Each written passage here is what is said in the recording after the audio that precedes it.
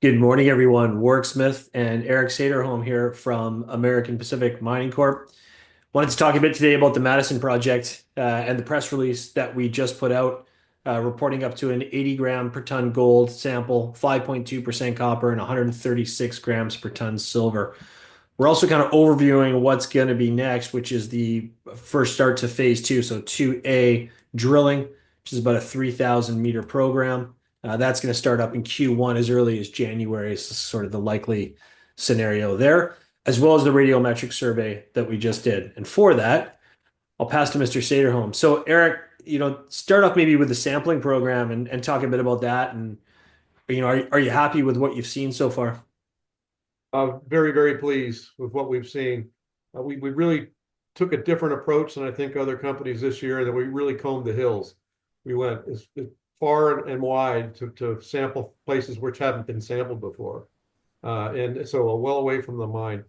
What really got us going was the fact that we hit a 38 gram sample at a little over 2 kilometers away from the mine, which is substantial. We really weren't expecting it, but it does help us to formulate and to pinpoint where we're going to drill for our porphyry target.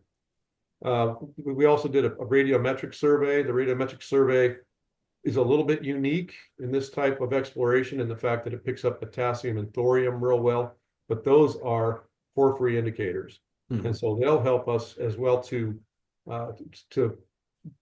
get our phase three permitted once we're done with our phase two drilling. The other thing that really excited us was that about 3 kilometers to the southeast of the property, we got a 5.24% copper. Now that is unique. In fact, we don't quite understand it yet. So we need to get back here when we can and figure out what that is, because that's a substantial grade, well away from any sampling that's ever been done in the past.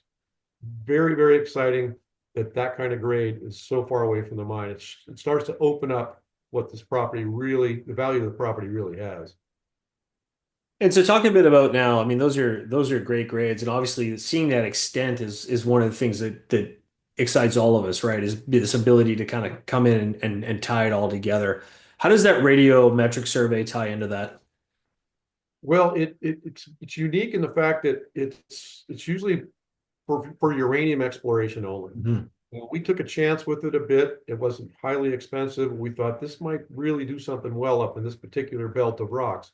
And it did. It really impressed us as to helping us to refine our targeting, because it shows potassium enhancement in places that we really wouldn't have seen. It's very subtle. You don't see it in the field that often. You can't really tell. You just have to trust these types of surveys. So this is going to it'll make our porphyry target in phase three much easier to define. Very good. Very good. Talk to me about drilling. Starting up the beginning of next year, 3,000 meter program. What are we targeting? Kind of where are we targeting? Talk a bit about that.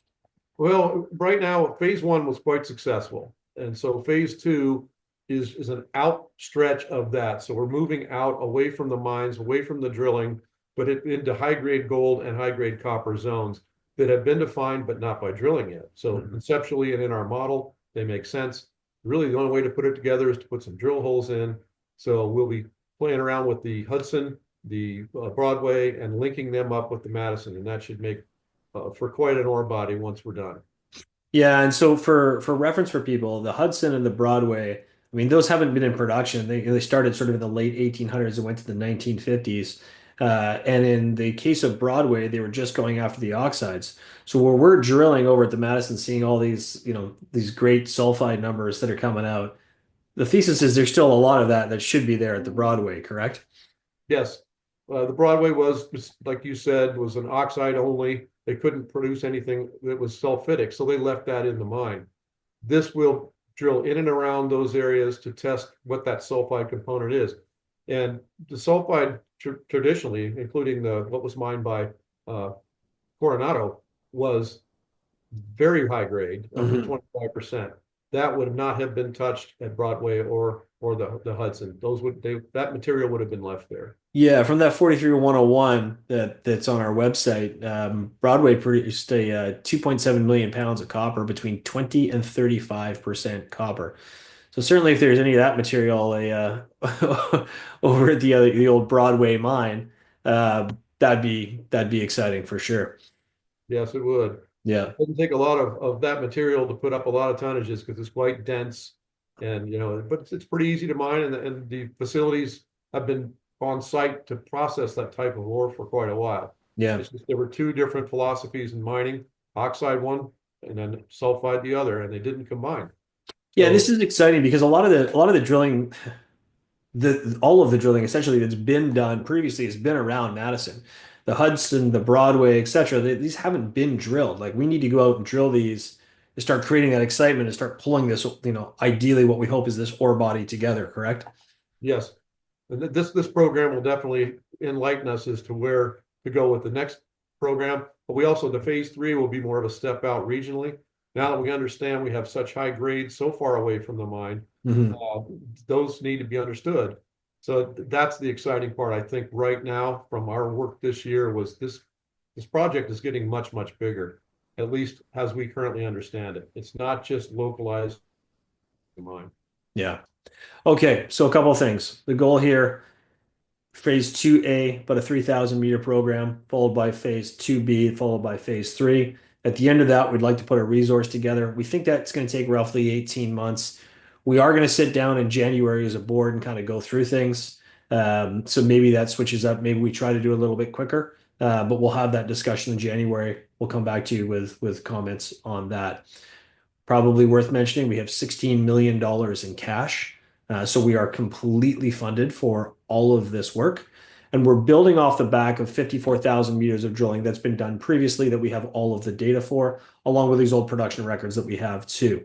So there's an awful lot of work that's been done that's going to help us tie this together, ideally into a resource with success in, let's call it, relatively short order. So lots of work to be done, and more drilling to start coming up, probably January, but for sure Q1. Anything you want to add to that, Eric? Well, just excited for next year. Permitting in process. We should have the permit in hand by early January. And then hopefully weather permitting, we'll be up drilling that month. Okay, fantastic. Appreciate everybody for watching, and Eric, thank you as always.